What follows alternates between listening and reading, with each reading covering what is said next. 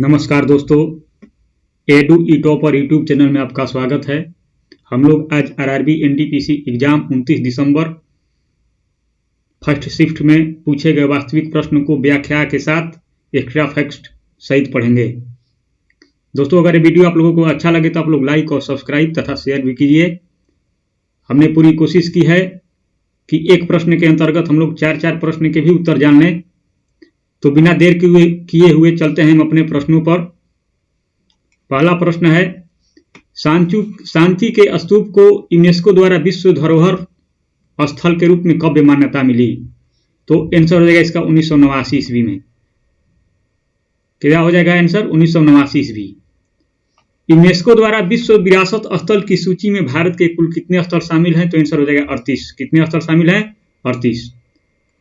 UNESCO विश्व धरोहर में शामिल हमने व्याख्या किया है ताजमहल, एलोरा की गुफाएं, अजंता की गुफाएं और आगरा किला, इन चारों को वर्ष 1983 में यूनेस्को विश्व धरोहर में शामिल किया गया।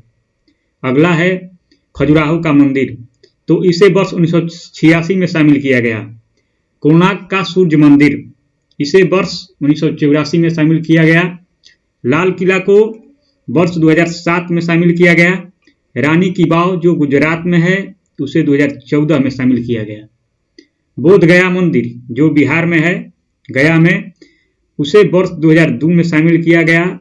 और कुतुब मीनार को वर्ष 1993 में शामिल किया गया। याद रखेंगे। अगर जिन दोस्तों को इस वीडियो का पीडीएफ चाहिए तो वो डिस्क्रिप्शन बॉक्स से जाकर डाउनलोड कर सकते हैं। अगला प्रश्न देखेंगे। और एक महत्वपूर्ण तथ्य, भारत के 38 यूनेस्को विश्व धरोहर स्थलों की सूची में 30 सांस्कृतिक, 7 प्राकृतिक और 1 मिश्रित शामिल है। अगला प्रश्न दूसरा, कांग्रेस की स्थापना कब और कहां हुई? जो टीसीएस का क्वेश्चन पूछने का जो ट्रेंड है, ज्यादातर क्वेश्चन स्टैटिक जीके से आ रहे हैं, तो हम लोग देख लेंगे। कांग्रेस की स्थापना 28 दिसंबर 1885 ईस्वी को मुंबई में हुई थी। बंबई स्थित गोकुलदास तेजपाल संस्कृत विद्यालय में कांग्रेस का प्रथम अधिवेशन और स्थापना हुई थी। भारतीय राष्ट्रीय कांग्रेस के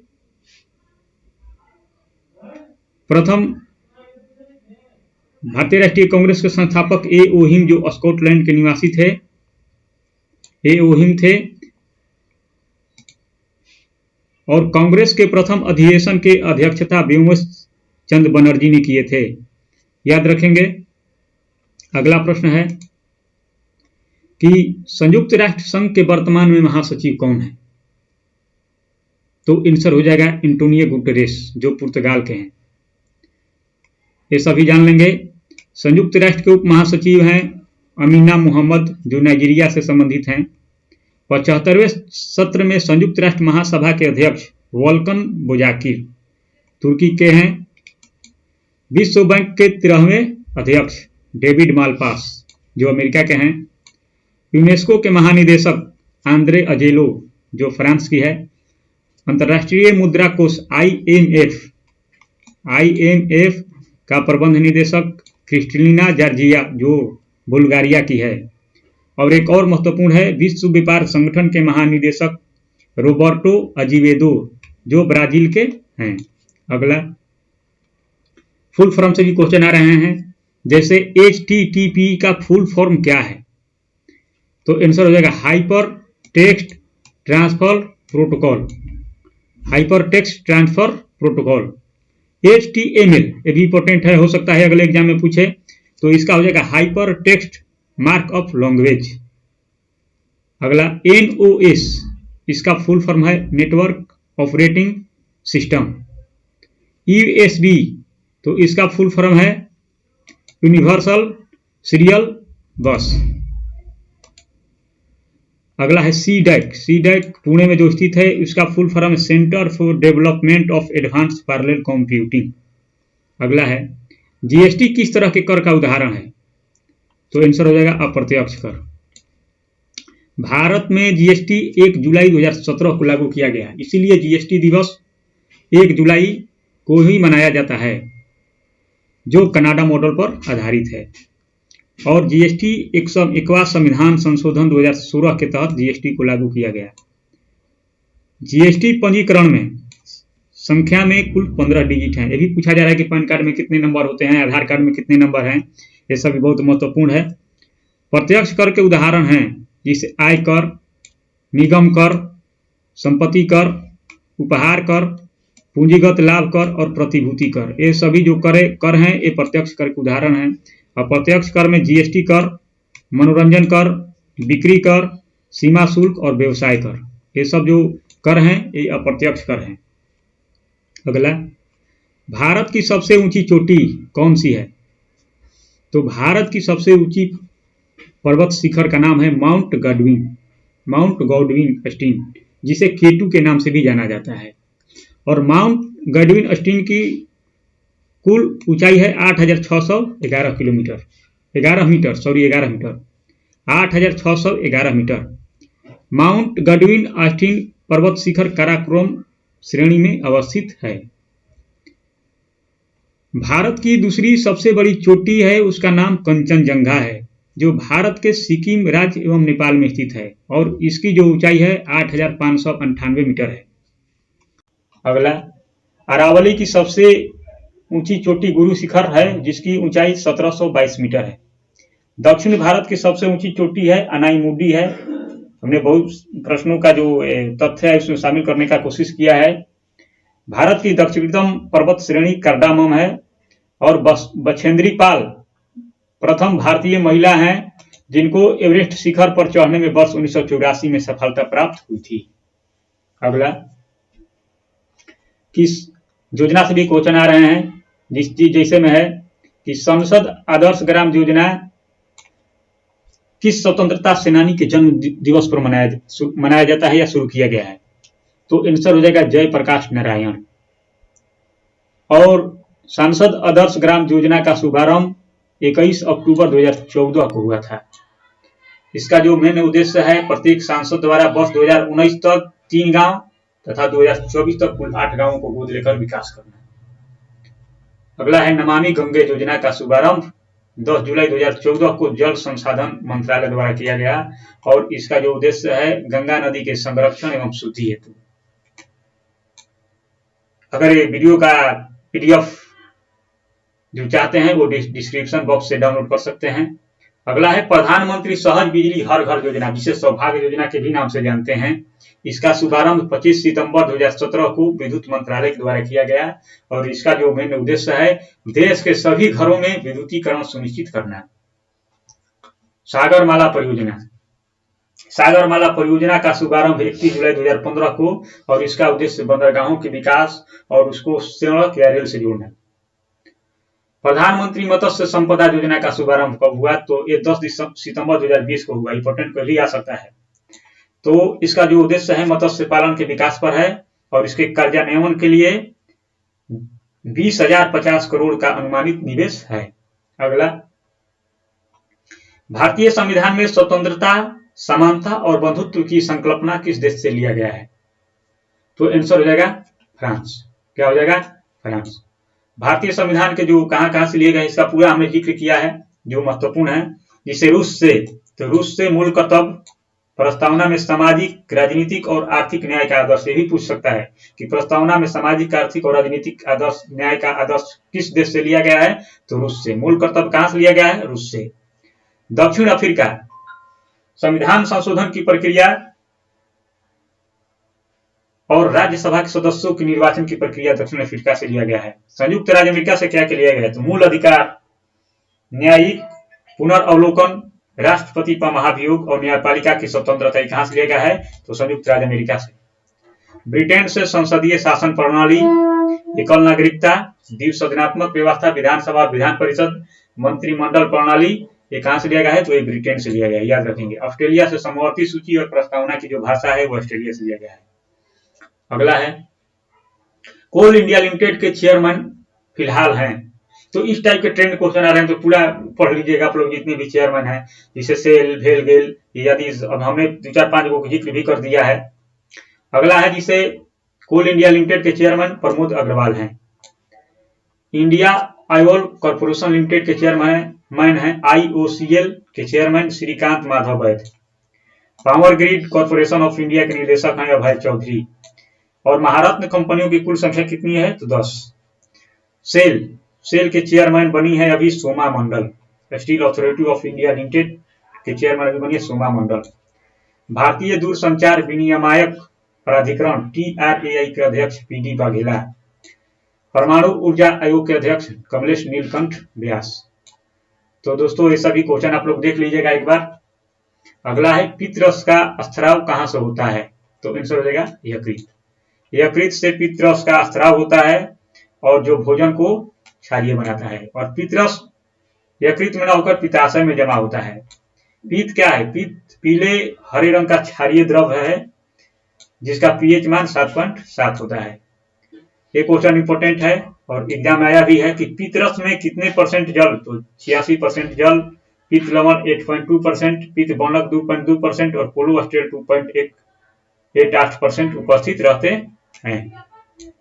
पित्त द्वारा वसा का पायसीकरण कहाँ होता है? तो ग्रहणी में होता है। याद रखेंगे ग्रहणी में होता है। यकृत मानव शरीर की सबसे बड़ी ग्रंथि है जिसका वजन लगभग 1.5 kg होता है, यानी 1.5 kg होता है। अग्नाशय रस भी क्या होता है? क्षारीय होता है। अगला है कि राजीव गांधी खेल रत्न पुरस्कार 2020 में कुश्ती के क्षेत्र में, रेस्लर के क्षेत्र में किसे प्रदान किया गया? तो आंसर हो जाएगा दिनेश फोगाट। अब हमने जिक्र कर दिया कि राजीव गांधी खेल रत्न पुरस्कार किन किन खिलाड़ियों को मिला है, जैसे में रोहित शर्मा को क्रिकेट में मिला है, दिनेश फोगाट को कुश्ती में मिला है, रानी रामपाल को हॉकी में मिला है, मनिका बत्रा को टेबल टेनिस में मिला है और मरियप्पन थंगावेली को पैरा एथलेटिक्स ऊंची कूद में, पैरा एथलेटिक्स या ऊंची कूद में मरियप्पन थंगावेली को मिला है। अर्जुन पुरस्कार के भी जिक्र कर दिया है, देख लीजिएगा कुछ प्रमुख हैं। जिसे दत्तू कोकानल किस खेल से संबंधित हैं? तो आंसर हो जाएगा रोइंग। राहुल अवारे कुश्ती, दीपिका ठाकुर हॉकी, मनीष कौशिक मुक्केबाजी, आकाशदीप सिंह हॉकी और दीपिका ठाकुर हॉकी, चिराग सेठी बैडमिंटन, मधुरिका Patkar table tennis, Divij Sharan tennis. Dhyanchand पुरस्कार कुल 15 व्यक्तियों को मिले हैं, जिनमें कुछ प्रमुख को हमने जिक्र कर दिया है। देख लीजिएगा वीडियो के डिस्क्रिप्शन में PDF है, डाउनलोड करके। राजीव गांधी खेल रत्न पुरस्कार की राशि जो है वो 25 लाख रुपया है। अर्जुन पुरस्कार की राशि जो है 15 लाख रुपया है। ध्यानचंद पुरस्कार की राशि 5 लाख रुपया है और द्रोणाचार्य पुरस्कार की राशि 15 लाख है जो लाइफ टाइम में है और नियमित में 10 लाख रुपया है। याद रखिएगा इंपॉर्टेंट क्वेश्चन है। आदित्य अशोक का संबंध किस खेल से है? तो आंसर हो जाएगा गोल्फ। आदित्य अशोक का संबंध गोल्फ से है। अगला है कौन सा देश मानव विकास सूचकांक में प्रथम स्थान पर है? तो कौन सा देश मानव विकास सूचकांक 2020 में प्रथम स्थान पर है? उत्तर हो जाएगा नार्वे। मानव विकास सूचकांक 2020 में भारत का स्थान कितना है? 131। मानव विकास सूचकांक UNDP संयुक्त राष्ट्र विकास कार्यक्रम द्वारा जारी की जाती है। मानव विकास सूचकांक 2019 में प्रथम स्थान था नार्वे का ही था और भारत का स्थान था उसमें 129। वैश्विक भूखमरी सूचकांक 2020 में प्रथम स्थान है बेलारूस का और भारत का स्थान है 94वां। मानव पूंजी सूचकांक जो विश्व बैंक द्वारा जारी किया जाता है, इसमें प्रथम स्थान है सिंगापुर का और भारत का स्थान है 174वां। विश्व प्रेस स्वतंत्रता सूचकांक 2020 में प्रथम स्थान किसका है? नार्वे का है और भारत का स्थान है कितना? 142। याद रखेंगे, हमने PDF में भी डाल दिया है, आप वहां से भी डाउनलोड कर देख सकते हैं अच्छे से। वैश्विक लोकतंत्र सूचकांक 2020 में प्रथम स्थान जो है ये भी नार्वे का है और भारत का स्थान है इसमें 51वां है और इसको जारी करने वाली संस्था को EIU इकोनॉमिक इंटेलिजेंस यूनिट। अगला, भारत का पहला सुपर कंप्यूटर का क्या नाम है? तो आंसर हो जाएगा परम 8000। यह कंप्यूटर 1 जुलाई 1991 में सामने आया था और यह भारत का बनाया खुद का अपना सुपर कंप्यूटर था। भारत में देश का सबसे तेज सुपर और पहला मल्टी पेटाफ्लॉप्स सुपर कंप्यूटर का नाम क्या है? प्रत्यूष, जो सीडेक पुणे द्वारा विकसित किया गया है और इसे जनवरी 2018 में केंद्रीय मंत्री हर्षवर्धन ने पुणे में देश को समर्पित किया। परम 10,000 और परम अनंत कंप्यूटर सीडेक पुणे द्वारा विकसित कंप्यूटर सुपर कंप्यूटर था। मल्टी माइक्रो भारतीय विज्ञान संस्थान द्वारा विकसित सुपर कंप्यूटर था। Teraflop BARC Bhabha atomic research centre द्वारा विकसित कंप्यूटर था। अगला, पूर्ण स्वराज की मांग कांग्रेस के किस अधिवेशन में और कब हुई? तो 1929 के लाहौर अधिवेशन में। और कांग्रेस के पहला अधिवेशन 1885 में कुल 72 प्रतिनिधियों ने भाग लिया था। दूसरे अधिवेशन में प्रथम मुस्लिम अध्यक्ष बने थे, इनका नाम था बदरुद्दीन तैयब जी। कांग्रेस के 12वें अधिवेशन में 1896 में कलकत्ता में पहली बार वंदे मातरम गाया गया। पहली बार स्वराज शब्द का प्रयोग, शायद ये भी क्वेश्चन कुछ जो एग्जाम दिया है वो बोल रहे हैं कि ये भी क्वेश्चन आया हुआ था, तो हमने जिक्र कर दिया है। पहली बार स्वराज शब्द का प्रयोग 1906 के 22वें अधिवेशन कलकत्ता में किया गया, जिसके अध्यक्ष दादा भाई नौरोजी थे। उनमें पहली बार स्वराज शब्द का प्रयोग किया गया। 1911 के कलकत्ता अधिवेशन में पहली बार जन गण मन गाया गया। इंपोर्टेंट क्वेश्चन है, बार बार आता है। कांग्रेस की प्रथम महिला अध्यक्ष 1917 के कलकत्ता अधिवेशन में एनी बेसेंट बनी थी। कांग्रेस की प्रथम भारतीय महिला अध्यक्ष तो सरोजिनी नायडू 1925 के कानपुर अधिवेशन में बनी थी। अगला है, भारत में स्थानीय स्वशासन का जनक किससे माना जाता है?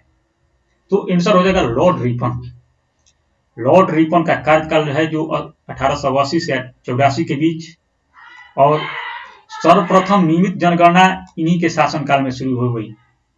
प्रथम कारखाना एक्ट और प्रेस की स्वतंत्रता और स्थानीय स्वशासन की शुरुआत, ये सभी जितने भी घटना चक्र हुए ये लॉर्ड रिपन के कार्यकाल में हुए। लॉर्ड डफरिन के कार्यकाल में कांग्रेस की स्थापना हुई और तीसरा आंग्ल बर्मा युद्ध हुआ। लॉर्ड डफरिन का कार्यकाल था 1884 से 1888। प्रथम जनगणना की शुरुआत जो हुई थी लॉर्ड मेयो के शासनकाल में हुई थी। ये भी इंपॉर्टेंट क्वेश्चन है, पूछ सकता है। बंगाल विभाजन के समय जो वायसराय थे वो लॉर्ड कर्जन थे, और बंगाल विभाजन रद्द के समय वायसराय जो थे लॉर्ड हार्डिंग थे। Vernacular press act Lord Lytton के शासनकाल में हुआ। लॉर्ड लीटन के शासनकाल में हुआ। अगला, बिना बुझा हुआ चूना का सूत्र है, तो आंसर हो जाएगा CuAO, calcium oxide.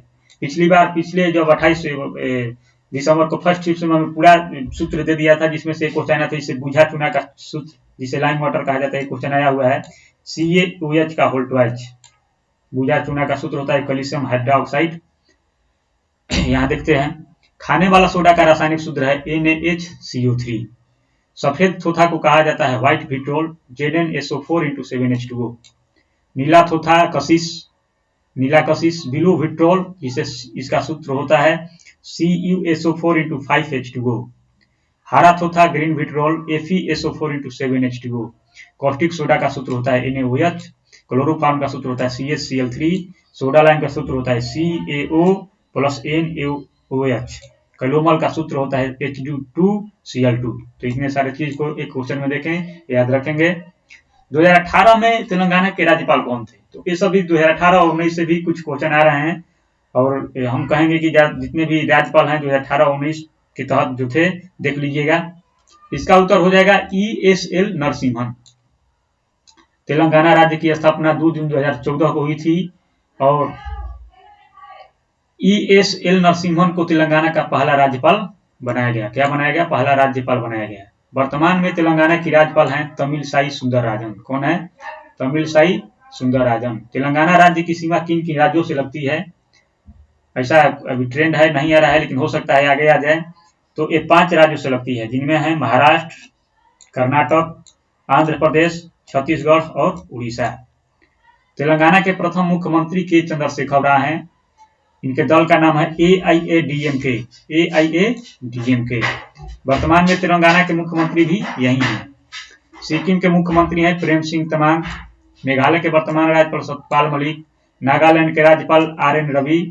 Andhra Pradesh के राज्यपाल वर्तमान विश्वभूषण हरिचंद्रन। याद रखेंगे। आया था क्वेश्चन स्टैटिक जीके से, मृतकों का टीला उपनाम से किसे जाना जाता है? तो आंसर हो जाएगा मोहनजोदड़ो। मोहनजोदड़ो का खोज रखाल दास बनर्जी ने सन 1922 ईस्वी में किया था। मोहनजोदड़ो वर्तमान में पाकिस्तान के सिंध प्रांत में लड़काना जिले में स्थित है। मोहनजोदड़ो में ही विशाल स्नानागार एवं बड़ा भवन अन्नागार था। मोहनजोदड़ो से नर्तकी की एक कांस्य मूर्ति मिली है। सभ्यता पूरी तरह से नगरीय सभ्यता थी। और सिंधु घाटी के लोग धरती को उर्वरता की देवी मानते थे और संधव समाज मातृसत्तात्मक था। क्या समाज था? मातृसत्तात्मक। अगला, चंद्रयान 2 को किस रॉकेट से लॉन्च किया गया था? तो आंसर हो जाएगा GSLV Mark 3M1 से। चंद्रयान 2 का प्रक्षेपण 22 जुलाई 2019 को सतीश धवन अंतरिक्ष केंद्र श्रीहरिकोटा से किया गया था। ये भी इंपॉर्टेंट है, पूछ सकता है। और चंद्रयान 1 का प्रक्षेपण श्रीहरिकोटा से PSLV C11 से किया गया था। G37 का सफल पर्यवेक्षण कोरू लॉन्च बेस से एरियन 5 VA-25 प्रक्षेपण रॉकेट से जनवरी 2020 में हुआ है। इसरो ने जनवरी 2020 में पहले मानव अंतरिक्ष उड़ान और संरचना केंद्र निर्माण के लिए प्रस्ताव दिया। तो पहले मानव अंतरिक्ष उड़ान और संरचना केंद्र के निर्माण के लिए इसरो ने जनवरी 2020 में प्रस्ताव दिया। इसरो द्वारा बनाया गया ह्यूमनॉइड है, उसका नाम है जोगबेओ मित्र, ये पूछ सकता है। और नासा के पहले मंगल हेलीकॉप्टर का नाम भारतीय मूल की वनिजा रूपाणी पर रखा गया है, याद रखेंगे। कृषि के क्षेत्र में पहला स्थान में कौन सा देश है? तो आंसर हो जाएगा चीन। चावल के उत्पादन में जो शीर्ष देश है उसमें प्रथम स्थान है, उत्पादन में शीर्ष देश प्रथम स्थान है चीन, इसके बाद भारत, फिर इंडोनेशिया। 2018 के अनुसार विश्व में सर्वाधिक धान उत्पादकता ऑस्ट्रेलिया की है। गन्ना के उत्पादन में शीर्ष देश ब्राजील, इसके बाद भारत, फिर चीन। देख लीजिएगा एक बार PDF में डाउनलोड करके। प्राकृतिक रबर के उत्पादन में शीर्ष देश हैं थाईलैंड, इंडोनेशिया, वियतनाम और चौथे स्थान पर भारत है। तो प्राकृतिक रबर के उत्पादन में चौथे स्थान पर भारत है। कपास के उत्पादन में शीर्ष राज्य चीन, दूसरे स्थान पर भारत और तीसरे स्थान पर अमेरिका। गेहूं के उत्पादन में शीर्ष देश, तो पहला स्थान है चीन का, दूसरा स्थान है भारत का और तीसरा स्थान है रूस का। अगला है, इनमें कौन सा वेब ब्राउजर नहीं है? उत्तर हो जाएगा विंडोज। किस टाइप के क्वेश्चन आ रहे हैं? तो वेब ब्राउजर कौन कौन है? तो गूगल क्रोम, जिसका उपयोग आविष्कार 2008 में हुआ था, सगाई green, internet explorer, opera browser, safari browser, Mozilla Firefox, Microsoft Edge, ये सभी जो हैं वेब ब्राउजर हैं। और लिनक्स पूछ देता है, लिनक्स क्या है? तो लिनक्स एक ऑपरेटिंग सिस्टम है। ये ब्राउजर एक प्रकार का सॉफ्टवेयर होता है। www3C के निर्देशक टिम बर्नर्स-ली द्वारा बनाया गया पहला ब्राउजर था। और लिंक्स टेक्स्ट आधारित ब्राउजर था। लिंक्स क्या था? टेक्स्ट आधारित ब्राउजर। URI का फुल फॉर्म हो गया यूनिफॉर्म रिसोर्स आइडेंटिफायर। URL का पूछा था, हो सकता है URI के भी पूछ दे, तो याद रखिएगा यूनिफॉर्म रिसोर्स आइडेंटिफायर। एंड्रॉयड एक मोबाइल ऑपरेटिंग सिस्टम है। अगला है, कोशिका का ऊर्जा गृह किसे कहा जाता है? आंसर हो जाएगा माइटोकॉन्ड्रिया। कोशिका द्रव्य में बहुत सूक्ष्म गोलाकार कोशिकांग होती हैं जिन्हें माइटोकॉन्ड्रिया कहा जाता है। लाइसोसोम को आत्महत्या की शैली कहा जाता है। केंद्रक की खोज रॉबर्ट ब्राउन ने की थी। और माइटोकॉन्ड्रिया की खोज अल्बर्ट वान क्लियर द्वारा सन 1857 में किया गया था, लेकिन नामकरण इसका सी बेंडा ने किया था। माइटोकॉन्ड्रिया द्वारा ऊर्जा का उत्पादन कोशिकीय श्वसन की प्रक्रिया द्वारा किया जाता है। और राइबोसोम का मुख्य कार्य क्या है? प्रोटीन संश्लेषण। अगला क्वेश्चन पूछा था कि विश्व पर्यावरण 2018 की थीम क्या थी? तो आंसर हो जाएगा बीट प्लास्टिक पॉल्यूशन। विश्व पर्यावरण 2019 की थीम है वायु प्रदूषण। 2020 की थीम है जैव विविधता यानी बायोडाइवर्सिटी। विश्व पृथ्वी दिवस 2020 की थीम है क्लाइमेट एक्शन यानी जलवायु परिवर्तन। विश्व पृथ्वी दिवस 22 अप्रैल को मनाया जाता है। विश्व जल दिवस 22 मार्च को मनाया जाता है। और 2020 की इसकी थीम है जल और जलवायु परिवर्तन। विश्व ओजोन दिवस 16 सितंबर को मनाया जाता है। और 2020 में इसकी थीम है जीवन के लिए ओजोन और ओजोन परत संरक्षण के लिए 35 साल। अगला है, बाघ या टाइगर रिजर्व के क्षेत्र में कौन सा उद्यान राष्ट्रीय उद्यान संबंधित है? तो आंसर रहेगा gym Corbett National park. Bharat के प्रमुख टाइगर रिजर्व हैं, जिक्र किया है हमने, देख लीजिए। Jim Corbett National Park, Bandipur Tiger Reserve Karnataka, Nagarhole National Park Karnataka, Kanha reserve Tiger Reserve Madhya Pradesh, Bandhavgarh National Park Madhya Pradesh. Dachigam अभ्यारण्य में कश्मीरी महामीर पाया जाता है जो जम्मू कश्मीर में है। प्रोजेक्ट टाइगर की शुरुआत 7 अप्रैल 1973 को हुई थी। केवलादेव नेशनल पार्क में साइबेरियन सारस का प्रथम जगह है। भारत का सबसे बड़ा बाघ अभ्यारण्य नागार्जुन सागर राष्ट्रीय अभ्यारण्य है। काजीरंगा राष्ट्रीय उद्यान और जल्दापारा राष्ट्रीय उद्यान पश्चिम बंगाल, काजीरंगा असम में है। यहाँ एक सिंग वाले गैंडे के लिए ये प्रसिद्ध है, एक सिंग वाले गैंडे के लिए प्रसिद्ध है। गुजरात का गिर राष्ट्रीय उद्यान एशियाई सिंह के लिए प्रसिद्ध है। अगला है, जापान में नए शाही युग का नाम बताएं जो फिलहाल ही 2019 में शुरू हुआ। तो आंसर हो जाएगा रीवा। जापान ने अपने देश में एक नए शाही युग रीवा के शुरू होने की घोषणा की, जो 1 मई 2019 से चालू होगा। रीवा युग के शुरुआत के साथ ही इससे पहले चल रहा था हिसेई युग का अंत हो गया। हिसेई युग की शुरुआत 1989 में वर्तमान सम्राट आकाहितो ने राजगद्दी संभाली थी, तब से शुरू हुआ। अब उनके बेटे ने जो राज नारुहितो ने राजगद्दी संभाली और एक नए युग का शुरुआत हुआ जिसका नाम रीवा है। हर साल भारत में संविधान दिवस कब मनाया जाता है? तो आंसर हो जाएगा 26 नवंबर। इस दिन राष्ट्रीय विधि दिवस या राष्ट्रीय कानून दिवस के रूप में मनाया जाता है। इसी को संविधान दिवस को राष्ट्रीय कानून दिवस या राष्ट्रीय विधि दिवस कहते हैं। सन 1949 में इसी दिन 26 नवंबर को ही भारत की संविधान सभा को अपनाया जाता है, इसलिए संविधान दिवस 26 नवंबर को मनाया जाता है। संविधान कब लागू हुआ था? 26 जनवरी 1950। राष्ट्रीय उपभोक्ता दिवस 24 दिसंबर। राष्ट्रीय प्रेस दिवस 16 नवंबर। राष्ट्रीय मतदाता दिवस 25 जनवरी।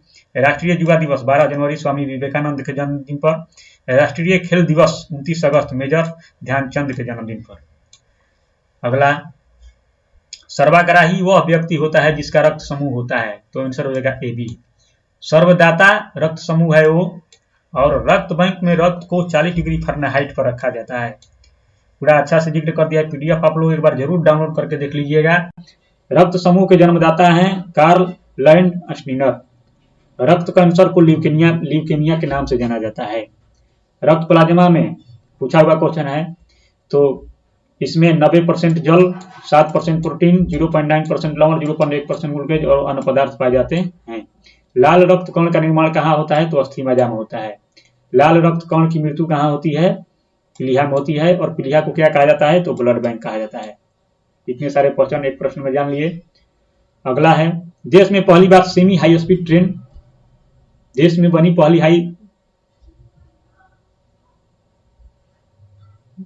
पहली हाई स्पीड ट्रेन है। तो आंसर हो जाएगा वंदे भारत। यहाँ देश में बनी नहीं हो जाएगा, सॉरी जापान होगा। जापान से बनी थी, जापान के सहयोग से बनी थी। तो आंसर हो जाएगा वंदे भारत। पहली वंदे भारत एक्सप्रेस चली नई दिल्ली से वाराणसी तक। दूसरी वंदे भारत एक्सप्रेस चली दिल्ली से माता वैष्णो देवी कटरा तक। और पहला श्रमिक स्पेशल ट्रेन चली थी लिंगमपल्ली तेलंगाना से हटिया झारखंड के बीच। दुनिया का सबसे बड़ा लंबा प्लेटफॉर्म बन रहा है हुबली में। भारत का नया रेलवे जोन है दक्षिण तट रेलवे मुख्यालय उसका विशाखापट्टनम। किस वर्ष भारतीय रेलवे को ग्रीन रेलवे बनाने का लक्ष्य है? तो आंसर रहेगा 2030 तक। और भारतीय रेल की प्रथम महिला ड्राइवर है सुरेखा शंकर यादव। अगला, कोशिका की खोज से संबंधित व्यक्ति हैं। तो आंसर हो जाएगा इसका रॉबर्ट हुक। क्या हो जाएगा? Robert Hooke. इनको 1665 ईस्वी में किए थे। कोशिका क्या है? तो कोशिका जीवों की सबसे छोटी रचनात्मक एवं कार्यात्मक इकाई है। रॉबर्ट हुक ने निर्जीव कोशिका का अध्ययन किया था, जबकि ए1 लीवन हॉक ने सजीव कोशिका का अध्ययन किया। मनुष्य की सबसे लंबी कोशिका है तंत्रिका कोशिका। मनुष्य के शरीर में लगभग 5000 अरब कोशिकाएं पाई जाती हैं। कोशिका सिद्धांत का प्रतिपादन हो सकता है अगले प्रश्न में आ जाए, एग्जाम में आ जाए, एनटीपीसी के होने वाले। स्लाइडेन एवं स्वान ने। सबसे छोटी कोशिका है माइकोप्लाज्मा गैलोसेप्टिकम, और सबसे बड़ी कोशिका का नाम है शुतुरमुर्ग का अंडा। अगला है, रूर क्षेत्र किस देश का एक क्षेत्र है? तो आंसर हो जाएगा जर्मनी। गीजा के महान पिरामिड स्थित है मिस्र में। ये सभी जितने भी क्षेत्र हैं वो सभी देख लीजिएगा। जिसे ग्रांड पैलेस कहाँ स्थित है? तो जर्मनी में। न्यूस वास्टिन कैसल महल जर्मनी में। निषिद्ध शहर किसे कहा जाता है? तो बीजिंग को। टूलम प्राचीन बंदरगाह है, स्थित है मैक्सिको में। अलास्का किस देश का भाग है? तो संयुक्त राज्य अमेरिका का। सन सिटी अवस्थित है तो दक्षिण अफ्रीका में। कांटो मैदान कहाँ है? तो जापान में। ये सभी चीज देख लीजिएगा एक बार। साउंडिंग रॉकेट के लॉन्चिंग हेतु Thumba equatorial rocket launching station किस लिए महत्वपूर्ण है? तो आंसर रहेगा इसका पृथ्वी के चुंबकीय भूमध्य रेखा के नजदीक होने से। Thumba equatorial launching station ISRO द्वारा संचालित भारतीय लॉन्च स्टेशन है। और थुम्बा इक्वेटोरियल लॉन्चिंग स्टेशन कहाँ है? तो याद रखेंगे तिरुवनंतपुरम में है। अभी हाल ही में थुम्बा इक्वेटोरियल से RH-300 मार्क II का प्रक्षेपण हुआ। इसरो का मुख्यालय बेंगलोर में। भारत का पहला उपग्रह 19 अप्रैल 1975 को सोवियत संघ द्वारा अंतरिक्ष में छोड़ा गया था, जिसका नाम है आर्यभट्ट। 1980 में रोहिणी उपग्रह भारत निर्मित प्रक्षेपण यान SLV-3 बन गया, जिसे कक्षा में स्थापित किया गया था। भारत का पहला स्वदेशी परिव्यापी रॉकेट RH-75 1967 में विमोचन हुआ।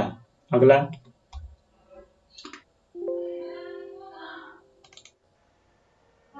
RBI के वर्तमान में गवर्नर कौन है? तो RBI के वर्तमान में गवर्नर है शक्तिकांत दास। क्या हो जाएगा आंसर? शक्तिकांत दास, जो 25वें नंबर के गवर्नर हैं। इससे पहले गवर्नर जो थे उनका नाम है उर्जित पटेल। क्या नाम है? उर्जित पटेल। और RBI की मुख्य वित्तीय पदाधिकारी फिलहाल सुधा बालकृष्णन हैं। केंद्रीय बैंकों के रूप में RBI की स्थापना की संस्तुति हिल्टन यंग आयोग द्वारा दी गई थी। रिजर्व बैंक ऑफ इंडिया ने RBI एक्ट 1934 के तहत 1 अप्रैल 1935 से कार्य करना शुरू किया था। रिजर्व बैंक ऑफ इंडिया का राष्ट्रीयकरण कब हुआ? तो 1 जनवरी 1949 को। और RBI के जो प्रथम गवर्नर थे वो सर आर्चबोन स्मिथ थे। सर कौन थे? Sir Osborne Smith.